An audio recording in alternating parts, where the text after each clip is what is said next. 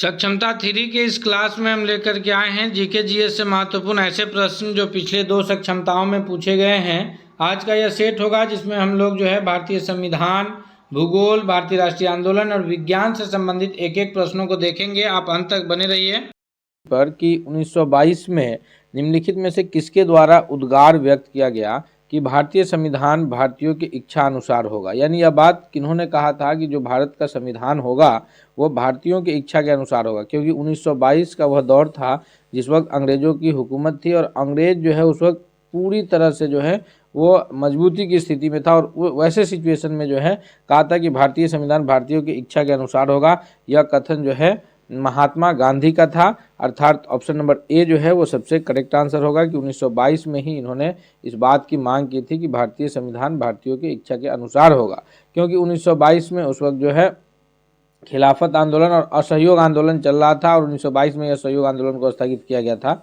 अगले क्वेश्चन की ओर बढ़ते हैं। दूसरा नंबर प्रश्न है कि भारतीय संविधान सभा की स्थापना कब की गई। जो भारतीय संविधान सभा के द्वारा भारतीय संविधान को तैयार किया गया और जिसको 26 जनवरी 1950 को लागू किया गया, उसको उस संविधान को लिखित रूप देने में 2 वर्ष 11 महीने और 18 दिन का समय लगा था। तो यह कब शुरू हुई, तो इसकी जो एग्जैक्ट तिथि है जिस दिन भारतीय संविधान सभा की स्थापना हुई वह है 9 दिसंबर 1946 की तिथि, अर्थात ऑप्शन नंबर बी के रूप में सबसे सही उत्तर होगा।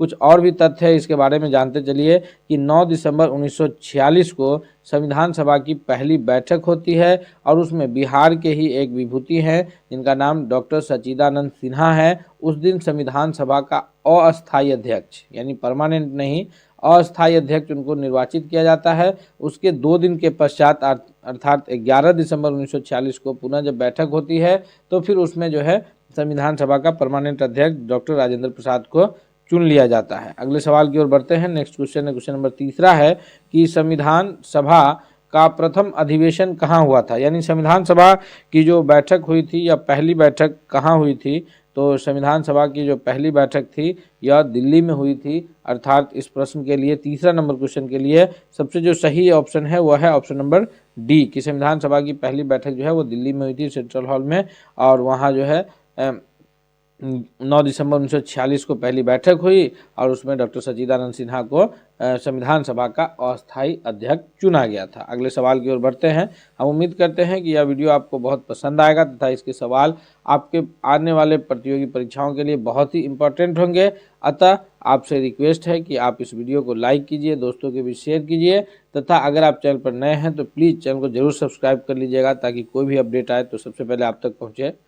क्वेश्चन नंबर चौथा है कि संविधान सभा के उद्घाटन अधिवेशन की अध्यक्षता किसने की थी। यानी संविधान सभा का जो उद्घाटन अधिवेशन हुआ उसकी अध्यक्षता जवाहरलाल नेहरू ने किया है या सच्चिदानंद सिन्हा ने या फिर बाबा साहब भीमराव अम्बेडकर ने या सी राजगोपालचारी ने। तो संविधान सभा के उद्घाटन अधिवेशन चूँकि उनको जो है पहली बैठक हुई तो डॉक्टर सच्चिदानंद सिन्हा को इनका अध्यक्ष चुना गया था, अस्थायी अध्यक्ष, तो इन्होंने ही संविधान सभा के उद्घाटन अधिवेशन की अध्यक्षता की थी। अर्थात चौथा नंबर प्रश्न के लिए भी ऑप्शन नंबर बी जो है वो सबसे सही उत्तर है। नेक्स्ट क्वेश्चन है, क्वेश्चन नंबर 5 है कि संविधान सभा के अस्थायी अध्यक्ष कौन थे, यानी परमानेंट अध्यक्ष कौन थे। तो संविधान सभा के जो अस्थायी अध्यक्ष के रूप में निर्वाचित हुए थे वो हमारे बिहार के ही विभूति प्रथम राष्ट्रपति डॉक्टर राजेंद्र प्रसाद थे, जिनका जो ये है संबंध वो सारण यानी छपरा जिले से है। ऑप्शन नंबर सी जो है 5वां नंबर प्रश्न के लिए सबसे करेक्ट आंसर होगा। इनको चुना कब गया था तो याद रखिएगा 11 दिसंबर 1946 को भारतीय संविधान सभा के अस्थायी अध्यक्ष यानी परमानेंट अध्यक्ष के रूप में 11 दिसंबर 1946 को डॉक्टर राजेंद्र प्रसाद को चुना गया और उसके पश्चात जब अंतरिम सरकार का गठन हुआ तो फिर जो है इनको जो है वो कुछ मंत्रालय मिला और फिर इन्हें जब भारत का संविधान लागू किया गया तो उस दिन इनको राष्ट्रपति के पद पर सुशोभित किया गया। अगले सवाल की ओर चलते हैं। नेक्स्ट क्वेश्चन देखते हैं। क्वेश्चन नंबर 6 है कि भारतीय संविधान सभा के प्रारूप समिति के अध्यक्ष कौन थे। भारतीय संविधान सभा पूरे संविधान सभा के जो अध्यक्ष थे वो अस्थायी अध्यक्ष के रूप में डॉक्टर राजेंद्र प्रसाद कार्य कर रहे थे और इनकी निगरानी में संविधान लिखने का कार्य चल रहा था। लेकिन जो ड्राफ्टिंग कमेटी था जिन्होंने संविधान का पूरा प्रारूप तैयार करके दिया, मसौदा तैयार करके दिया, वो कौन थे? तो हम सभी जानते हैं कि वो जो थे हमारे संविधान निर्माता थे। संविधान निर्माता के नाम से जाना जाता है किनको? तो बाबा साहब भीमराव अंबेडकर को। अर्थात ये ऑप्शन नंबर सी जो है करेक्ट आंसर होगा कि भारतीय संविधान के ड्राफ्टिंग कमेटी के जो अध्यक्ष थे वो डॉक्टर भीमराव अंबेडकर थे। इनकी अध्यक्षता में 7 सदस्यीय कमेटी थी जिन्होंने संविधान को जो है लिखित रूप देने का ये कार्य किया। पूरा प्रारूप इन्होंने तैयार किया था, संविधान का प्रारूप किस ढंग का होगा, और इसलिए इस प्रश्न का उत्तर जो है ऑप्शन नंबर सी के रूप में जाना जाएगा। और डॉक्टर भीमराव अंबेडकर जो है यह मतलब स्वतंत्र भारत के प्रथम कानून मंत्री भी रहे। अगले सवाल की ओर बढ़ते हैं। नेक्स्ट क्वेश्चन कौन सा है? क्वेश्चन नंबर 7 है कि संविधान सभा में सभी निर्णय किस आधार पर लिए जाते थे? यानी संविधान सभा जब ये थी कार्य कर रही थी, संविधान निर्माण का कार्य चल रहा था, तो उसमें निर्णय किस प्रकार से लिए जा रहे थे? एकता एवं अखंडता, यानी कोई एक आदमी था जो निर्णय ले रहा था, या फिर बहुमत के आधार पर कि संविधान सभा में उपस्थित जितने सदस्य हैं उसमें एक से मतलब आधे से अधिक लोग का मत जो होगा वही मान लिया जाएगा, या फिर सर्वसम्मति थी कि एक एक सदस्य की उस पर सम्मति हो, या सहमति और समायोजन था। तो पहली बात कि एक लोग तो डिसीजन नहीं ले रहे थे, डिक्टेटरशिप नहीं था संविधान सभा में, तो ऑप्शन ए गलत है। बहुमत के आधार पर भी नहीं किया गया कि आधे से अधिक लोग अगर मान ले तो फिर वो उसी को माना जाएगा। और सर्वसम्मति भी नहीं हो पाई, यानी सहमति और समायोजन। सहमति और समायोजन का अर्थ ये हुआ कि अगर किन्हीं को किसी पॉइंट पर दिक्कत था तो उनको पहले जो है उसके बारे में अवगत करा करके फिर उनकी सहमति लेने के पश्चात ही उस पर निर्णय लिया जाता था। यानी संविधान सभा ऐसे हम भी कह सकते हैं कि अंतिम सहमति सभी लोग की थी, तो सर्वसम्मति भी कहा जा सकता है ऑप्शन नंबर। लेकिन जो करेक्ट ऑप्शन है आंसर के हिसाब से वो डी है कि संविधान सभा के सभी निर्णय जो है वो सहमति और समायोजन के आधार पर लिए जा रहे थे। क्वेश्चन 8 है कि भारत को एक संविधान देने का प्रस्ताव संविधान सभा ने यह कब लिया था कि भारत को हम लोग एक संविधान देंगे? तो यह जो लिया गया था तिथि, जिस दिन जो है संविधान सभा ने यह प्रस्ताव लिया था कि हम भारतीयों को एक लिखित संविधान देंगे, वह तिथि था 22 जनवरी 1947 का। अर्थात 8वां नंबर प्रश्न के लिए जो सबसे सही उत्तर है वह है option number B. Next question की ओर बढ़ते हैं। अगला क्वेश्चन कौन सा है? क्वेश्चन नंबर 9 है कि राष्ट्रीय झंडा जो हमारा अभी राष्ट्रीय ध्वज है तिरंगा, तो तिरंगा की अभिकल्पना को भारतीय संविधान सभा ने कब ग्रहण किया? यानी भारतीय संविधान सभा ने उसे कब एडॉप्ट किया कि तिरंगा जो है हमारा राष्ट्रीय ध्वज होगा? इसको एडॉप्ट करने का काम जो है, इसको अपनाने का काम राष्ट्रीय झंडा को, तिरंगा को राष्ट्रीय झंडा के रूप में जो है वह जुलाई 1947 में किया गया था। यानी 9वां नंबर प्रश्न के लिए जो सबसे करेक्ट आंसर है वह है ऑप्शन नंबर सी कि झंडे को जो है ये संविधान सभा ने जुलाई 1947 में ग्रहण किया था। क्वेश्चन नंबर 10 है कि संविधान सभा ने संविधान को अंतिम रूप किस दिन पारित किया? यानी संविधान हमारा जो है 2 वर्ष 11 महीने 18 दिन के पश्चात जो है बन करके कब तैयार हो गया था? तो संविधान जो बन करके तैयार हो गया था वो 26 नवंबर 1949 की तिथि थी, और इसी दिन जो है हमारा संविधान बन करके तैयार हो गया। आज भी इस तिथि को हम लोग जो है संविधान दिवस के रूप में मनाते हैं। 26 नवंबर को हम लोग संविधान दिवस के रूप में मनाते हैं। 26 जनवरी 1950 को हमारा संविधान लागू हुआ था। क्यों 26 जनवरी को लागू किया गया? तो क्योंकि पंडित जवाहरलाल नेहरू ने 1930 में ही 26 जनवरी के दिन जो है पूर्ण स्वाधीनता दिवस इनके नेतृत्व में मनाया गया था, और रावी नदी के तट पर झंडा फहरा करके इन लोगों ने पूर्ण स्वाधीनता दिवस मनाए थे 1930 में ही। तो उस तिथि को परमानेंट यादगार के रूप में बनाए रखने के लिए जो है 26 जनवरी को ध्वजारोहण किया गया, और 26 जनवरी को जो है भारतीय संविधान को लागू किया गया, और तब से हम लोग 26 जनवरी को ये गणतंत्र दिवस के रूप में तथा 26 नवंबर की तिथि जो है वो संविधान दिवस के रूप में मनाते हैं। अगले प्रश्न की ओर बढ़ते हैं। नेक्स्ट क्वेश्चन है क्वेश्चन नंबर 11 है कि संविधान सभा द्वारा अंतिम रूप से पारित संविधान में कुल कितने अनुच्छेद एवं अनुसूचियां थी? यानी संविधान जब हमारा बन करके तैयार हुआ तो उसमें कितने अनुच्छेद थे उस वक्त? आज जो है उसकी संख्या बढ़ गई है, क्योंकि हमारे संविधान में संशोधन का विकल्प है, और संविधान की संशोधन जो है वो भारतीय संसद को अधिकार प्राप्त है, और उसके लिए मानदंड तय है कि कौन से ये को जो है बहुमत के आधार पर किया जाएगा, किसको 2/3 बहुमत से किया जाएगा। तो लेकिन जो भी है उसमें भारतीय संविधान में संशोधन के अधिकार प्राप्त है, लेकिन जो ओरिजिनल संविधान था उसमें जो अनुच्छेद थे वो 395 थे, और अनुसूचियों की जो संख्या थी वो 8 अनुसूचियाँ थी, आज वर्तमान में 400 प्लस जो है अनुच्छेद है, 12 अनुसूचियाँ हैं और उस वक्त 22 भाग थे, आज वर्तमान संविधान में जो है 25 भाग हैं। हम लोग इसके जो अगला सीरीज लाएंगे यानी अगला प्रैक्टिस सेट में, उसमें जो है हम लोग भारतीय संविधान में जो अनुच्छेद हैं, अनुसूचियाँ हैं, उस पर फिर डिटेल्स में चर्चा करेंगे हम लोग। अब अगले प्रश्न जो है वो भूगोल से रिलेटेड प्रश्न है, अतः हम आपसे एक बार फिर से रिक्वेस्ट करेंगे कि भूगोल से रिलेटेड प्रश्न हम लोग देखने जा रहे हैं। हम उम्मीद करते हैं कि यह वीडियो आपको बहुत पसंद आ रहा होगा, इसलिए प्लीज़ आप इस वीडियो को लाइक कीजिए, दोस्तों के बीच शेयर कीजिए, तथा साथ ही साथ अगर दोस्तों अब तक आपने चैनल पर नए हैं और चैनल को सब्सक्राइब नहीं किया है तो प्लीज़ आप चैनल को जरूर सब्सक्राइब कर लीजिएगा। क्वेश्चन नंबर 12 है कि सौर मंडल में कुल कितने ग्रह हैं। सौर मंडल में जो ग्रहों की संख्या है वह 8, 9, 10 या 11 है। तो सूर्य के चारों ओर परिक्रमा करने वाले ग्रहों की जो कुल संख्या है वो 8 है, अर्थात ऑप्शन नंबर ए 12वां नंबर प्रश्न के लिए जो सबसे सही उत्तर क्या है वह है ऑप्शन नंबर ए कि सौर मंडल में कुल ग्रहों की संख्या कितनी है, तो सौर मंडल में ग्रहों की संख्या 8 है।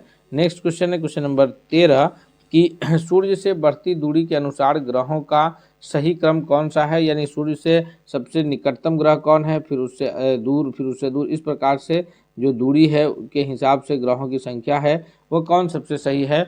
तो सूर्य के जो सबसे निकटतम ग्रह है, सन के सबसे निकटतम जो ग्रह है वो बुध है, उसके बाद शुक्र है, फिर पृथ्वी है, फिर मंगल है, अर्थात 13वां नंबर प्रश्न का सबसे सही उत्तर ऑप्शन नंबर ए होगा कि बुध, शुक्र, पृथ्वी, मंगल। तो एक प्रश्न यहाँ से और निकलता है कि सूर्य के दूरी के हिसाब से अगर पृथ्वी की स्थिति पूछा जाए तो सूर्य के सबसे करीब बुध, दूसरे नंबर पर शुक्र और तीसरे नंबर पर आता है पृथ्वी, यानी सूर्य से दूरी के हिसाब से ग्रहों में तीसरे नंबर पर है। 8 ग्रहों की श्रेणी में पृथ्वी की स्थिति कौन सी है, तो थर्ड पोजीशन पे अर्थ है जो सूर्य के दूरी के हिसाब से है। एक और प्रश्न बनेगा कि आकार के हिसाब से पृथ्वी की स्थिति कौन सी है, तो जो ग्रहों का आकार है उसके हिसाब से जो पृथ्वी की स्थिति है वो 5वां बड़ा ग्रह है, दूरी के हिसाब से तीसरा और आकार के हिसाब से 5वां बड़ा ग्रह है। अगले सवाल की ओर बढ़ते हैं। नेक्स्ट क्वेश्चन है क्वेश्चन नंबर 14 कि वैज्ञानिक जिन्होंने सर्वप्रथम खोज की कि पृथ्वी सूर्य के चारों ओर घूमती है, पृथ्वी जो सूर्य के चारों ओर चक्कर लगाती है, तो इसके खोज करने वाले खोजकर्ता वैज्ञानिक कौन थे, तो न्यूटन, डाल्टन या फिर आइंस्टीन या कॉपरनिकस। तो ये जो साइंटिस्ट जिन्होंने यह खोज किया था कि पृथ्वी जो है वो सूर्य के चारों ओर परिक्रमा करती है, तो वो कॉपरनिकस ने किया था, इसलिए 14वां नंबर प्रश्न का सबसे जो सही उत्तर है वह है option number C. Next question की ओर चलते हैं। क्वेश्चन नंबर 15 है कि निम्नलिखित में से कौन ग्रहों के चारों ओर घूमने वाला उपग्रह नहीं है, यानी किस ग्रह के पास अपना कोई उपग्रह नहीं है। तो घूमने वाले ग्रहों के पास जो उपग्रह नहीं है वो मंगल और शुक्र है या फिर बुध एवं शुक्र है। तो इसका जो सबसे सही उत्तर है वो ऑप्शन नंबर बी है कि बुध एवं शुक्र के पास जो है अपना कोई उपग्रह नहीं है। पृथ्वी के पास जो अपना केवल एक उपग्रह है वह है चंदा मामा। चंद्रमा जो है वो एकमात्र उपग्रह है जो पृथ्वी की परिक्रमा करता है, पृथ्वी के चारों ओर घूमता है। अगले सवाल की ओर बढ़ते हैं। नेक्स्ट क्वेश्चन है क्वेश्चन नंबर 16 है कि सबसे तीव्र गति से सूर्य का चक्कर लगाने वाला ग्रह कौन है। तो सन है, उसके चारों ओर चक्कर लगाता है, तो जो सूर्य के सबसे करीब होगा तो उसका जो परिक्रमा करेंगे वह ग्रह, तो उसके परिक्रमा का जो समय होगा सबसे कम होगा, वो जल्दी परिक्रमा करके कंप्लीट कर लेगा। जैसे अगर हम लोग बात करें पृथ्वी की, तो पृथ्वी को सूर्य के चारों ओर घूमने में कितना दिन लग जाता है, 365 दिन का समय लग जाता है। और उसी के हिसाब से हम लोगों ने अंग्रेजी कैलेंडर में वर्ष निर्धारण किए हैं कि 365 दिन में जो है एक वर्ष कंप्लीट होगा। तो सूर्य के जो सबसे तीव्र गति से घूमने वाला जो ग्रह है वह है बुध, यानी ऑप्शन नंबर ए जो है 16वां नंबर क्वेश्चन के लिए सबसे सही उत्तर है। क्वेश्चन नंबर 17 है कि निम्नलिखित में से कौन सा बृहत वृत्त ग्रेट सर्कल के नाम से जाना जाता है, यह कर्क रेखा, मकर रेखा या फिर भूमध्य रेखा या आर्कटिक रेखा। तो थोड़ा सा इसको समझ लीजिए कि पृथ्वी जो है हमारा गोल है और इसमें जो बिल्कुल बीचों बीच में है जिसको हम लोग 0 डिग्री अक्षांश कहते हैं, 0 डिग्री अक्षांश को भूमध्य रेखा या विषुवत वृत्त भी कहा जाता है। 0 डिग्री अक्षांश को भूमध्य रेखा या विषुवत वृत्त कहा जाता है। ऊपर में जो है वह उत्तरी गोलार्ध और नीचे में जो है वह दक्षिणी गोलार्ध। तो और सबसे ऊपर जो ये यहाँ जो पॉइंट है वो 90 डिग्री उत्तरी ध्रुव और यहाँ नीचे जो सबसे पॉइंट है वो 90 डिग्री दक्षिणी ध्रुव के नाम से जाना जाता है। अब इस बीच में अलग अलग डिग्री पर रेखाएं हैं, जैसे 23.5 डिग्री अगर उत्तर की बात करें, 23.5 डिग्री उत्तर में तो उसको जाना जाता है कर्क रेखा से, फिर 23.5 डिग्री दक्षिण में तो उसको जाना जाता है मकर रेखा से। और पृथ्वी जो है जब परिक्रमा करती है तो सूर्य की जो स्थिति बनती है वो कर्क से मकर रेखा के बीच जो है सीधी बनती है, बाकी जगह तिरछी पड़ती है। तो सबसे जो बृहद वृत्त के रूप में जाना जाएगा वो 0 डिग्री अक्षांश, जिसको भूमध्य रेखा भी कहेंगे और विषुवत वृत्त भी कहेंगे। अगला सवाल है क्वेश्चन नंबर 18 है कि ट्रॉपिक ऑफ कैंसर के नाम से कौन जाना जाता है। ट्रॉपिक ऑफ कैंसर यह बीमारी है या फिर कैंसर के रोकथाम का कोई दवा है या फिर यह 23.5 डिग्री उत्तरी अक्षांश को कहते हैं या 23.5 डिग्री दक्षिणी अक्षांश को।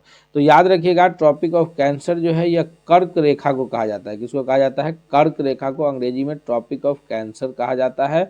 तो इसलिए 23.5 डिग्री उत्तरी अक्षांश होगा, यानी ऑप्शन नंबर सी इसका करेक्ट आंसर होगा। वहीं अगर दक्षिणी अक्षांश की बात होगी तो उसको ट्रॉपिक ऑफ कैप्रिकॉर्न के नाम से जानते हैं। ये भी आप याद रखिएगा कि ट्रॉपिक ऑफ कैप्रिकॉर्न के नाम से कौन जाना जाता है, वह जो है मकर रेखा को जाना जाता है, जो कि 23.5 डिग्री दक्षिणी अक्षांश है। तो 18वां नंबर का सबसे सही उत्तर ऑप्शन नंबर सी है। क्वेश्चन नंबर 19 है कि एक देशांतर से दूसरे देशांतर के बीच कितना समय अंतराल होता है। यानी पृथ्वी जब सूर्य की परिक्रमा करती है तो उसमें एक देशांतर से दूसरा देशांतर पार करने में पृथ्वी को जो समय लगता है वो कितना देर का लगता है, तो उसमें जो पृथ्वी को समय लगता है वो मात्र 4 मिनट में जो है एक देशांतर पार होता है। अर्थात अगर 1 घंटा का पूछा जाए तो 1 घंटा में 15 डिग्री देशांतर, क्योंकि एक देशांतर में 4 मिनट और 60 मिनट में 1 घंटा, तो इस हिसाब से जो है 15 डिग्री देशांतर 1 मिनट में पार किया जाता है। क्वेश्चन नंबर 20 है कि जो 2 अक्षांश है, यानी पृथ्वी की जो इस तरह से क्षैतिज रेखाएं हैं जिसको अक्षांश रेखा के नाम से जानते हैं, तो इसमें 2 अक्षांश यानी 1 डिग्री से 2 डिग्री के बीच की डिस्टेंस कितनी है। तो याद रखिएगा 2 अक्षांश के जो बीच की दूरी है वह है 111 किलोमीटर। 2 अक्षांश के बीच की दूरी कितनी है? 111 किलोमीटर। क्वेश्चन नंबर 21 है कि 1 डिग्री देशांतर की जो सर्वाधिक दूरी है वह कहाँ है। तो देशांतर जो है पृथ्वी का जो ये वर्टिकल ऊर्ध्वाधर रेखा है ये देशांतर कहलाता है। ये 0 डिग्री शुरू होता है। 0 डिग्री देशांतर जो है यह इंग्लैंड के ग्रीनविच शहर में है। कहाँ है? इंग्लैंड के ग्रीनविच शहर में है और वहाँ से जो है इसका शुरुआत होता है। तो इसकी जो सर्वाधिक डिस्टेंस है, 0 तो हो जाता है ध्रुव पर सबसे कम होगा और सबसे अधिक डिस्टेंस जो होगा वो विषुवत रेखा पर होगा, यानी 0 डिग्री अक्षांश पर इसका जो है सबसे अधिक डिस्टेंस होगा। अगले सवाल की तरफ बढ़ते हैं। क्वेश्चन नंबर 22 है कि न्यूट्रॉन की खोज किसने की। तो न्यूट्रॉन की खोज करता जो है यह 3 कण हैं, इलेक्ट्रॉन, प्रोटॉन और न्यूट्रॉन। तीनों कण जो है यह इसके परमाणु के कण हैं। जो शुद्ध रूप है किसी पदार्थ का वो तत्व कहलाता है और तत्व का जो सबसे सूक्ष्मतम कण है वो परमाणु कहलाता है। और परमाणु के अंदर जो है ये 3 कण होते हैं। एक जो है ये एक कण जो है वह है इलेक्ट्रॉन, जिसकी खोज जो है कौन की है, तो जे थॉमसन ने। दूसरा कण है प्रोटॉन, जिसकी खोज जो है गोल्डस्टीन ने की। और तीसरा कण है न्यूट्रॉन, जिसकी खोज जो है वह जेम्स चैडविक किए हैं। यानी 22 का option number C correct answer होगा। क्वेश्चन नंबर 23 है कि नोबेल पुरस्कार अल्फ्रेड नोबेल के नाम से जो शुरुआत है वो उन्होंने किस चीज़ की खोज की थी। तो इसका जो सबसे सही जो है आंसर होगा कि नोबेल पुरस्कार के जो विजेता है अल्फ्रेड नोबेल, इन्होंने जो खोज किया है वो डायनामाइट की खोज की थी और इन्हीं के नाम पर जो है नोबेल पुरस्कार दिया जाता है पूरे विश्व में। अगले सवाल की ओर बढ़ते हैं। क्वेश्चन नंबर 24 है कि टेलीविज़न के आविष्कार किसने किया था। टेलीविज़न का आविष्कारक जो है वो कौन है। तो टेलीविज़न के जो आविष्कारक के रूप में नाम आता है, टेलीविज़न का आविष्कार किए हैं। 24वां नंबर प्रश्न का सबसे सही उत्तर क्या है।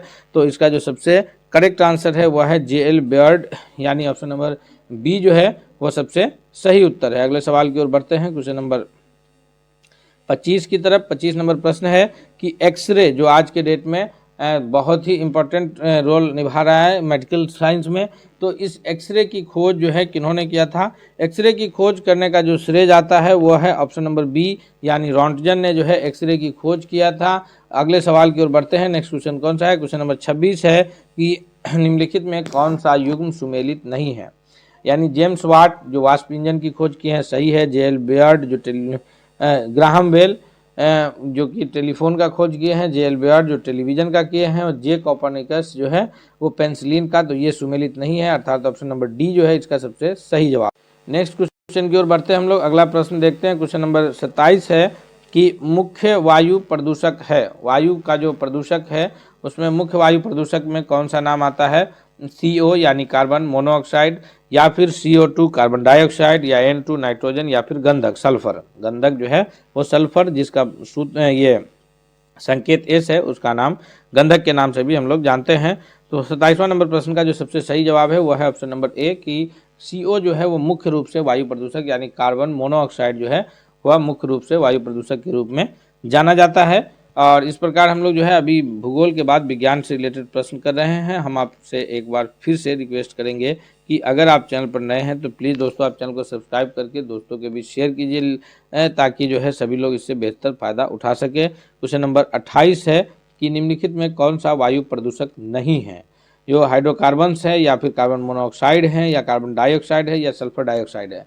तो अगर हाइड्रोकार्बन्स की बात करें, या फिर कार्बन मोनोऑक्साइड, या सल्फर डाइऑक्साइड जिसको SO2 से जानते हैं, तो ये सारे के सारे जो है वायु प्रदूषक के रूप में जाने जाएंगे। कार्बन डाइऑक्साइड जो है ये वायु प्रदूषक के रूप में नहीं जाना जाएगा। क्यों नहीं जाना जाएगा?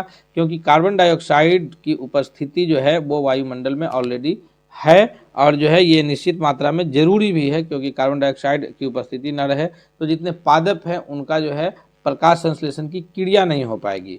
तो ये वायु प्रदूषक के रूप में नहीं जाने जाते हैं। क्वेश्चन नंबर 29 है कि हरित गृह यानी ग्रीन हाउस कहलाने वाले गैस कौन कौन से हैं? तो ग्रीन हाउस कहलाने वाले जो गैस हैं, हरित गृह प्रभाव के बारे में हम लोग पढ़ते हैं तो ग्रीन हाउस गैसेज में आते हैं नाम CFC यानी क्लोरोफ्लोरोकार्बन, CO2 यानी कार्बन डाइऑक्साइड, CH4 मेथेन, और NO2 यानी nitrogen oxide. Option number D जो है इसका सबसे करेक्ट आंसर होगा 29वां नंबर प्रश्न के लिए। क्वेश्चन नंबर 30 है कि वायुमंडल में CO2 का निर्माण मुख्यतः हुआ है।